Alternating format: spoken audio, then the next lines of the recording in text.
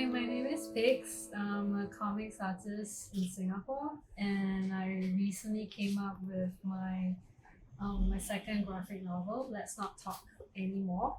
That's published by Drawn and Quarterly. And currently, the signed copies are available at Woods in the Books.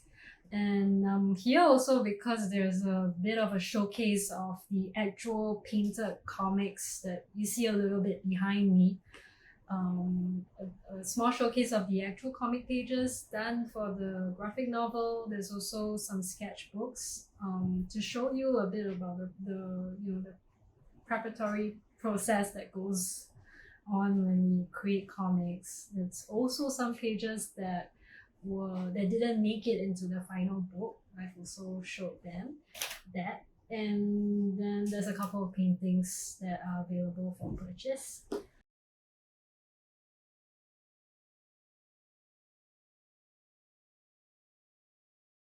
Sweet Time Came Up was published in the year 2020 when the pandemic was a lot more confusing for everyone around the world. So it came at a strange time.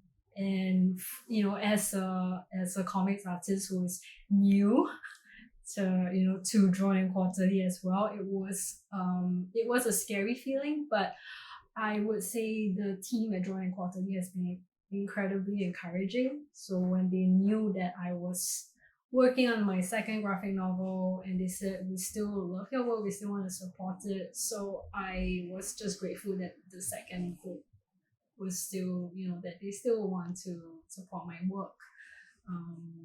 So yeah, I think the feeling is generally just grateful and happy that it can happen, because I as a comics artist in Singapore, I struggled quite a fair bit in the very beginning to have a proper outlet for my works.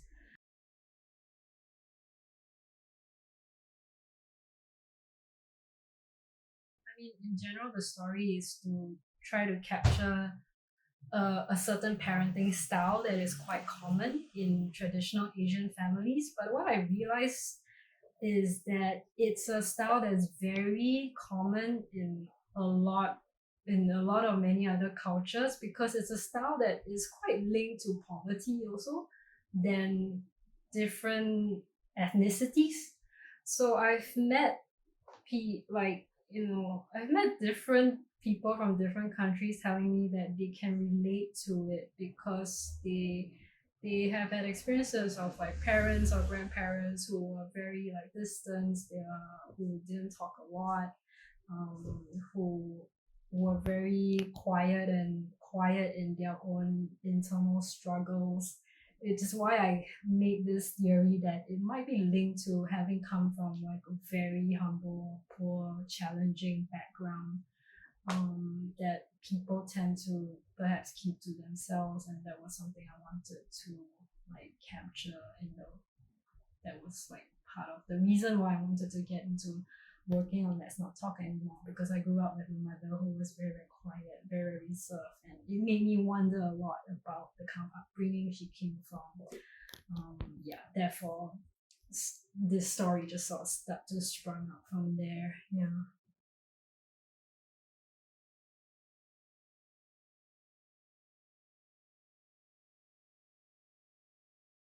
Yeah, so in the beginning,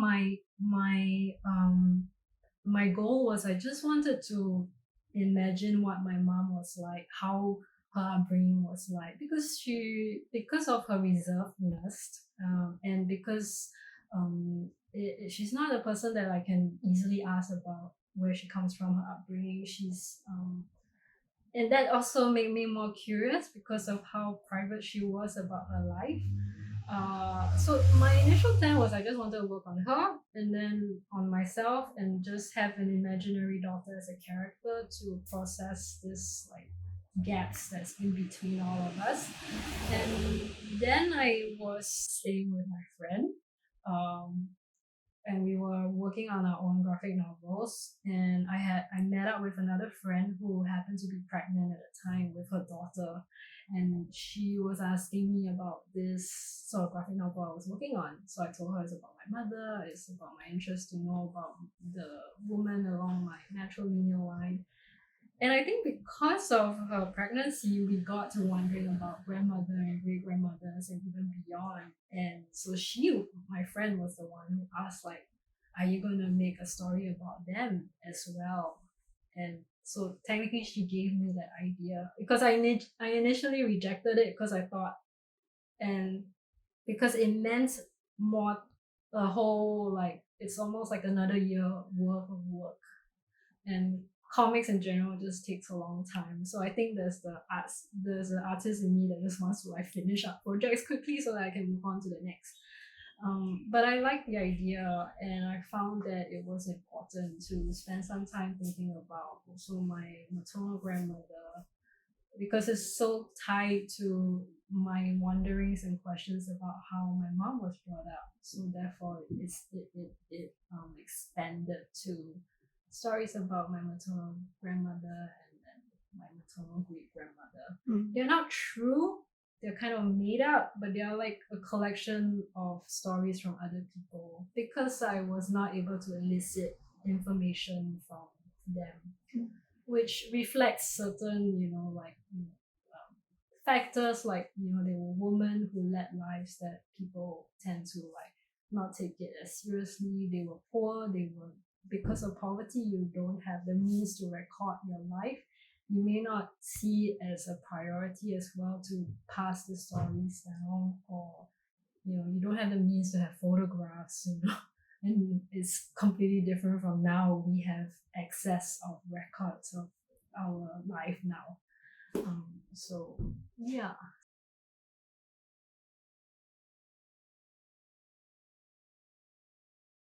I didn't have that thought. And there were gaps in between the characters. I chose to just catch a glimpse in their lives, um, because that's kind of also how I felt at the end of the day. Is that at the end of the day, I'm only left imagining these individuals whom I've never met. I've never met my great grandmother. I've met my maternal grandmother, but I don't know her life because of lots of different reasons, like language barrier, you know, and now she has dementia, so she can't tell me a lot of things as well. And even pre-dementia, she never had really a habit or practice to feel at ease enough to talk about her life, which also was why I was so curious to make a work about them, because I could see that they either had a lot of difficulty talking about themselves, or they just felt it wasn't important enough somehow to do it. And I felt it was perhaps my role to just fill some kind of gap. But at the end of the day, there's still a lot of gaps in between, and I just want to leave myself with that, and also the reader with that, so you don't have a full story. And essentially, that's what all of us are left with, because when we think about our ancestors, or the elders, we don't know fully a lot of their stories. Yeah, so that was kind of also the direction or approach that this graphic novel was going.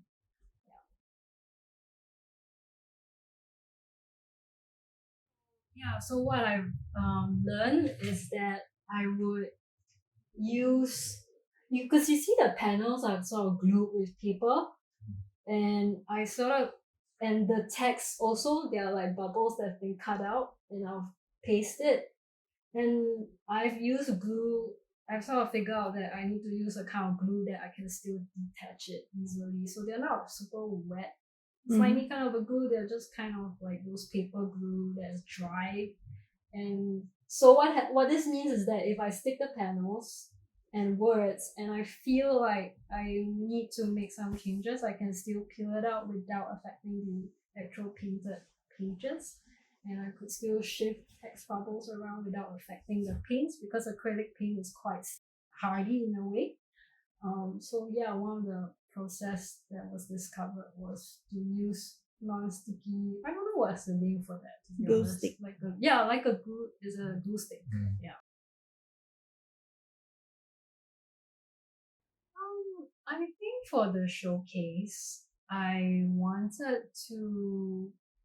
was hoping that the very small showcase would just give you a glimpse to how comics are made and how much work it involves. That if you look at each page, and that it takes quite a lot of time to make, and unfortunately it's satisfying me a lot. That's why I'm doing it. If you have the time, please do drop by What's in the Books. The small showcase is happening from this Friday, 6th August, and ends on the 15th of August. Yeah. Bye.